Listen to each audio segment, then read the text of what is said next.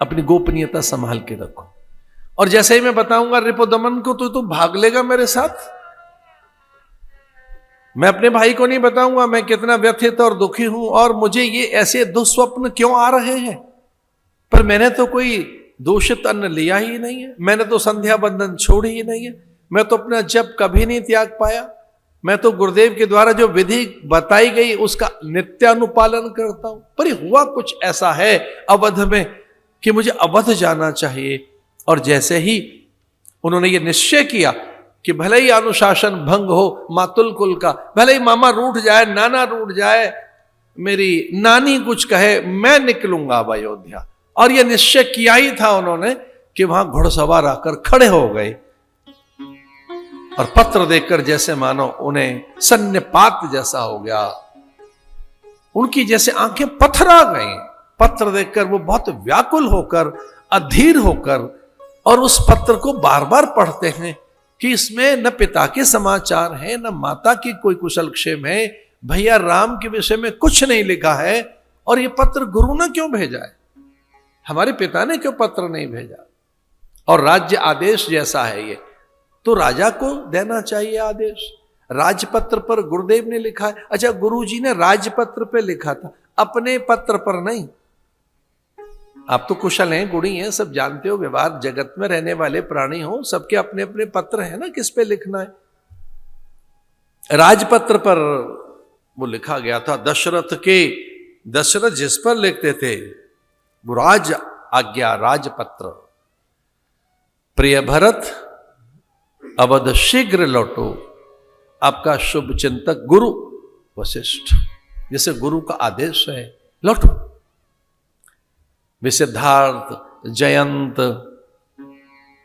विजय, अशोक, नंदन नाम के उनके सेवक मौन हो गए। और भरत ने भी धर्म का पालन किया। भरत को लगा कि ये सेवक हैं, सचिव हैं, अत्यंत कनिष्ठ सहायक हैं, इनसे समाचार नहीं पूछे जाने चाहिए, पता नहीं क्या बता देंगे, अपनी बुद्धि से क्या बखान करेंगे, कोई बात कुछ होगी ये कुछ कह देंगे। हुआ तो अनर्थ है अयोध्या में बड़ा, इनसे नहीं पूछेंगे।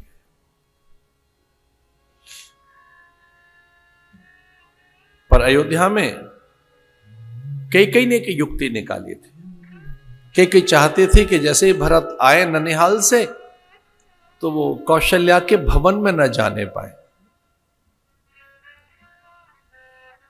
गुप्तचर लगा दिए थे, ये कहकर कैकेयी ने, सावधान, अब मेरा राज्य है, मैं स्वामिनी हूं, मैं राजमाता हूं, कुछ ही दिनों में राजा का आगमन होगा, भरत आ रहा है, सावधान, अवज्ञा न हो जाए, मेरे आदेश उनका पालन होना चाहिए। जैसे ही भरत आए अयोध्या में, वो गुरुदेव से न मिले, गुरुदेव ने बुलाया पर गुरुदेव के पास न जाए, वशिष्ठ से उसके संवाद न हो, कौशल्या के पास न जाए, मरण के समाचार उसे न मिले कि पिता नहीं रहे, वन गमन हो गया है भैया का, ये न पता लगे, मेरे पास लाना है, सीधे मेरे महलों में।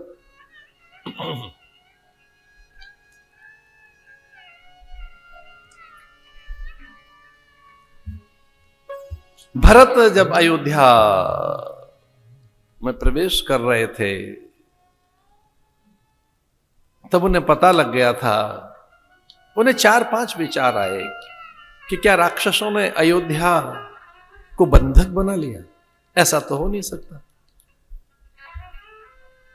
क्या मेरे पिता राजकोष विहीन हो गए? ये तो हो नहीं सकता, कोष तो हमारे यहां इतना है कि हमारे कोष से लज्जित होता है कुबेर। क्या मुनियों ने श्राप दे दिया अयोध्या को? कभी नहीं हो सकता ऐसा, सब मुनिगण हम पर निरंतर अनुग्रहशील हैं। एक विचार यह आया, क्या मेरे पिता से कोई दोष बन पड़ा? कभी नहीं हो सकता, मेरे पिता धर्मात्मा है। मेरे पिता तो नभगना भाग अम्बरीश अंशुमान दिलीप भागीरथ अज की परंपरा के संवाहक है। मेरे पिता को तो इंद्र प्रणाम करते हैं, उनसे भूल चूक हो नहीं सकती।